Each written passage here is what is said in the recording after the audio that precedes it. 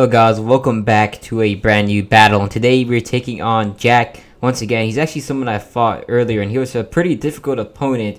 So this time I've made a couple of changes to my team. You can see I'm not using Mega Sableye. I put Walkerona in as a replacement for Chandelure, and Superior was already there, but it's a relatively new Pokemon to the setup. So yeah, I mean the rest is still the same. So I don't really have too many Pokemon to work with. Like I only have 5 extra reserve Pokemon, so these are the changes I decided to make. And I really did like Mega Medicham, but I mean, and I also like Chandelure, but I figured it's time to just try some different Pokemon and keep things fresh. And I really have used Sableye and Walkerona many times in the past, but you know, I haven't used them recently, so that's that. So anyways, he leads with Charizard, and this has me a bit concerned because if it's a Mega Charizard X, not only can I not burn him, but I'm kind of setup fodder to him, because if I go for Protect and he goes for Dragon, that is not good. But then he shows us that he's actually running Mega Charizard Y, which is a bit better than X in this situation, because X can be a bit more dangerous, but it's not also really a great team. So my team is actually pretty weak to this. So he starts with an Air Slash, which does big damage, and my Protect for whatever reason does not work. I think it's some sort of bug in this game. Happens with a lot of the starting moves like Fake Out too, where it doesn't work correctly. But you know, it's not the biggest issue, although it's not really great either. I took a good 1/3 of my HP right there, so that's that. Now I have to figure out who I want to go into, because I don't really have many Pokemon that can check Charizard too well. And here he goes for Solar Beam, which is really good, because if he went for Flamethrower or Air Slash, it probably would have done huge damage to my Togekiss. And I don't think I would have lived, because as you can see, Flamethrower did huge damage to me. So really all I wanted to do was make sure I got the T-Wave off on him, because I wanted him paralyzed so that I could use other Pokemon. And then I decided to switch out. Now this, I don't know if it was a great move. I probably could have just gone for Roost, to be honest, but you know, it's a-okay, because I did what I need to do, which is to lightly suppress the Charizard, and now I'm in a better position, I'd say. So I go into Toxapex, and he goes into Greninja, and that's not really bad to him, because Toxapex really is kind of like the core for my team defensively. So I can really rely on it against most Pokemon. And I wanted to just get status in this guy so I could just, you know, recover. And then once again, if he ever brings me low, I could always just switch out, because I have Regenerator on this specific Toxapex, and you just don't know how important of an ability that is. So next up, he goes into Togekiss, which is fine. I don't think he really, I wasn't really sure what he was going to do with this originally, and then of course his plans eventually do get revealed. But I also noticed that my Togekiss actually got burnt when I sent it in. But he goes for T-Wave, which really isn't so great. I mean, it's not the biggest problem, but it's actually kind of bad, because now Toxapex is pretty much suppressed.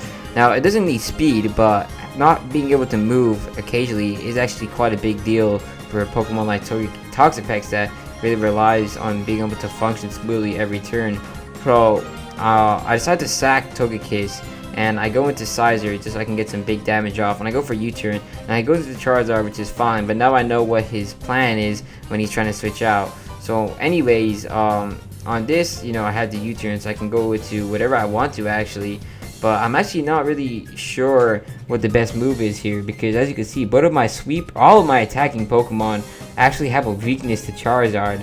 And really my best check is Toxapex, so I go into Sableye, because I figured that I could get a recover off. I thought I was going to be able to outspeed him, but actually it turns out that Charizard is actually faster than me, even through paralysis. And you got to consider though that Sableye, at least in the Mega form, is really slow. But this is where it came back to bite me, because you know, not having the speed advantage actually did kind of suck. So he goes for a Flamethrower, which does massive damage to my Sableye, so I had no choice but to switch out. You gotta consider that I'm running a special defensive Mega Sableye, so that damage was huge and also not really good.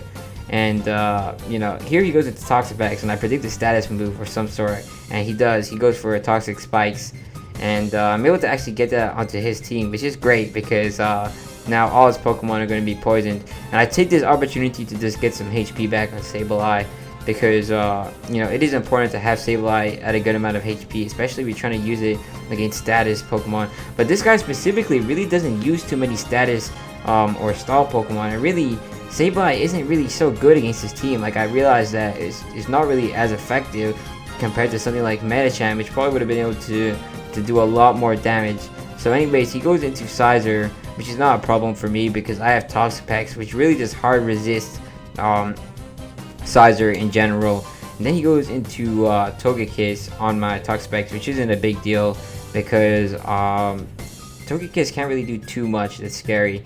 But then at the same time, I know exactly what this guy is trying to do, which is the Air Slash T-Wave strategy, which I actually run in my own Togekiss, where you paralyze and then you just start spamming Air Slash and hope that Serene Grace will start to kick in. I didn't need to stay in and take big damage in my Toxapex, so I decided to switch out and go into Sizer. And he actually unfortunately gets a Roost off, which isn't a great thing for me. But I know he's going to switch out here, so I go for a knockoff, and that does gigantic damage to his Sizer, and I figured I may as well just go for round 2 and see if that can finish him off in case I get a good damage roll.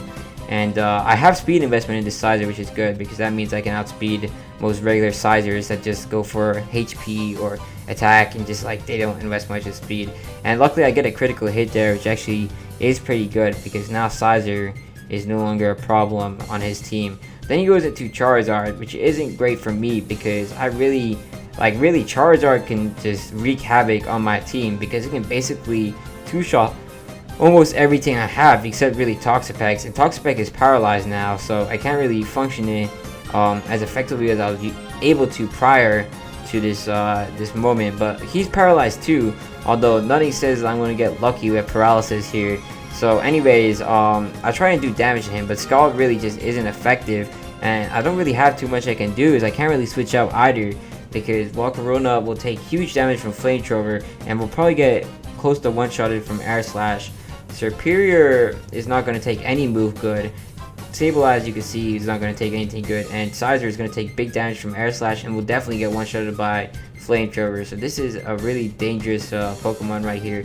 So anyways, I'm thinking about just sacking Sableye at this point because it's not really as useful in this specific battle, and I do want to get other Pokemon in. Now, one thing I wish I did more was really just using Protect, because on the first turn, when it didn't work, I thought that the move was completely bugged, which is why I didn't use it. If I used it more, I could have probably wasted this guy's PP quite a bit, because really, I can't do too much to this Charizard other than hope that he runs out of moves, because it is insanely powerful. Or either that or he gets paralyzed. And really, my main game plan was just trying to get in a sweeper so that I could start, you know, doing destructive damage to him. And I mean, in this situation, if I had like Chandelure, it still wouldn't be great because Air Slash would still do big damage, but it would be a bit better than having Volcarona because at least Chandelure has Flash Fire. So if I make a good prediction, then I'm putting this guy in a dangerous position because with Flash Fire and the boost from the sun, I'll hit him pretty hard, and then I can finish him off with one of my other Pokemon. But anyways, now at this point, I'm trying to just waste his PP, like I said, and I go into Toxapex and I actually hit him with a pretty strong Scala, because you have to consider that once the sun is down, Charizard isn't really effective, and that's probably why I was trying to wait him out. And I'm glad that this guy didn't switch out. Like, that's one thing he probably should have done in this battle. Like, he chose to stay in, and that was good for me because that meant that he would get less damage on his Flamethrower, and Flamethrower really is Charizard's most spammable move, or even Fire Blast. If he had Fire Blast, that'd be a huge problem.